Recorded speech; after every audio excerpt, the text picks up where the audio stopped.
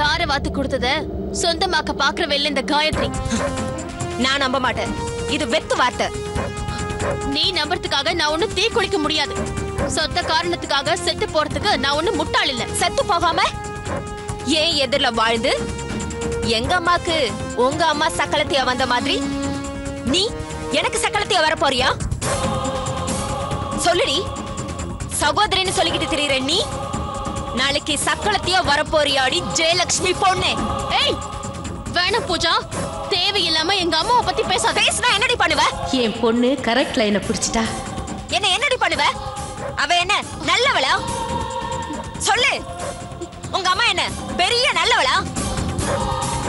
யார கவுக்கலான்னு காத்திருந்து எங்க அப்பாவை கவுத்தவதானே? என்னடி சொன்ன? என்னடி சொன்ன? என்னடி சொன்ன? என் பொண்ணு விடுறி, என் பொண்ணு விடுறி. ஐயோ என்னமாச்சு? ஐயோ என்னாச்சு? இத பாரு பூஜா, உனக்காக கொலை பழிய சுமந்தனா உண்மையிலேயே கொலைகாரி ஆயிடுவேன். எங்க அம்மாவை பத்தி பேசாத. எங்க அம்மா சாமி மாதிரி. ஏய் என்னடி பெரிய சாமி சாமின்னு பகல்ல பப்ளிக்கா புருஷன் கூட வராம திருட்டு குடும்பம் நடத்துறவதானடி அவ சாமியா? உங்க அம்மாவால பாதிக்கப்பட்ட நான் சொல்றேன்டி, உங்க அம்மா நல்லவ இல்ல, நடத்த கெட்டவதான். அவ புத்தி தாண்டி உனக்கும் வரும். நீ இங்க இருக்கிறதுக்கு என்ன காரணம் நான் சொல்லட்டுமா? ஒண்ணு, இவ புருஷனை கையில போட்டுக்க பாக்குற, இல்ல ஏன் புருஷனை மயக்கி வச்சிருக்க.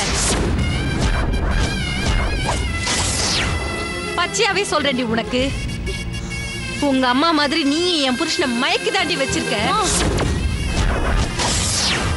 ஓ மேல இருக்கிற மயக்கத்தினாலதான் அவரு சினிமா ஹோட்டல்னு உன்னோட ஜோடி போட்டுக்கிட்டு சுத்திட்டு இருக்காரு. சொல்லுடி, உன்னை என் புருஷன்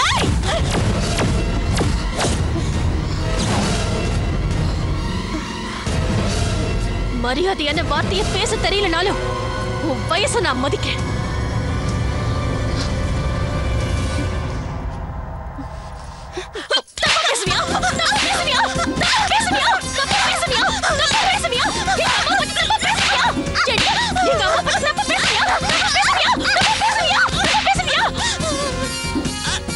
இனிமே எங்க அம்மாவை பத்தி தப்பா பேசுன கொன்னுடுவேன்.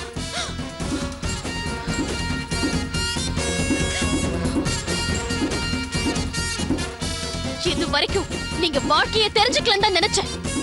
இப்பதான் தெரியுது உங்களுக்கு வாழவே தெரியாதுன்னு.